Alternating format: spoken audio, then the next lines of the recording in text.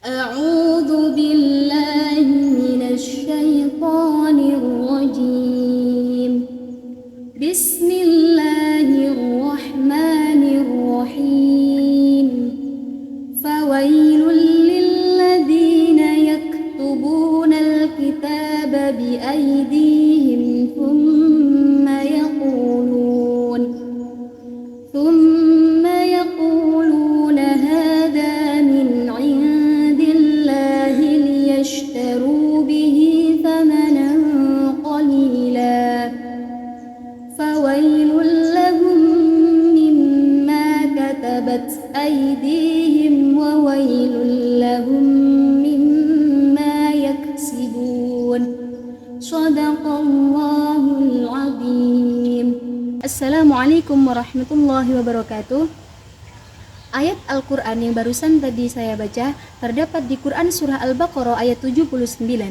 Jamaah yang dirahmati dan dimuliakan oleh Allah Subhanahu wa Ta'ala, bahwasannya betapa ngerinya ancaman ini bukan hanya ditujukan kepada orang kafir secara umum, tetapi ditujukan juga kepada mereka yang menyebarkan ajaran seolah-olah itu berasal dari Allah, padahal itu hasil dari reka tangan mereka sendiri.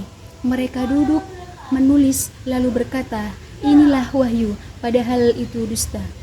Bayangkan jamaah, mereka mengetahui bahwasannya itu bukan berasal dari Allah. Namun demi jabatan, demi kekuasaan, mereka rela menukar kebenaran dengan kepalsuan. Apa yang lebih menyedihkan daripada memperjualbelikan ayat Allah untuk keuntungan dunia? ثم يقولون هذا من عند الله. Kemudian mereka berkata, ini dari Allah. Inilah puncak pengkhianatan, menyandarkan kebohongan kepada yang Maha Suci. Tidakkah hati mereka bergetar ketika menyebut nama Allah? Tidakkah mereka takut akan hari saat seluruh lisan terkunci dan hanya amal yang akan bersuara? Dalam kalimat ini terkandung teguran keras kepada siapa saja yang menyebarkan ajaran, fatwa, atau opini lalu berkata ini kebenaran dari Allah padahal tanpa ilmu, tanpa amanah. Liyashtaru bihi thamanan qalila, untuk memperoleh keuntungan yang sedikit dengan perbuatan itu. Bayaran dunia itu fana, uang, pujian, jabatan, semua hanya sementara. Tetapi lagi-lagi mereka rela menukar kebenaran yang agung demi harga murah yang akan lenyap. Allah menyebutnya thamanan qalila, harga yang kecil, harga yang sedikit, karena apapun keuntungan di dunia yang diraih atau diperoleh dengan menipu atas nama Allah, maka itu kehinaan. Betapa banyak hari ini mereka yang rela menggadaikan kejujuran, rela mempermainkan agama, serta menyesatkan umat demi sebuah kursi, demi sebuah jabatan, dan demi sebuah popularitas. Fawailul lahum mimma katabat aydihim, maka kecelakaanlah bagi mereka karena apa yang mereka tulis dengan tangan mereka. Tangan yang dulu Allah anugerahkan untuk menulis kebaikan, kini digunakan untuk menebar dusta. Mereka bukan hanya berdosa karena niat, tetapi juga berdosa karena perbuatan yang nyata. Tulisan mereka menjadi fitnah dan menyesatkan banyak jiwa. Mereka bukan hanya menanggung dosa pribadi, tetapi juga menanggung dosa semua orang yang tersesat karena tulisan mereka. Bayangkan betapa berat hisabnya. Wa wailul lahum mimma yaksibun, dan kecelakaanlah bagi mereka karena apa yang mereka usahakan. Bukan hanya tulisan, tetapi seluruh hasil dari kebohongan itu, mulai dari harta, jabatan, dan kekayaan, itu semua adalah hasil yang membawa petaka.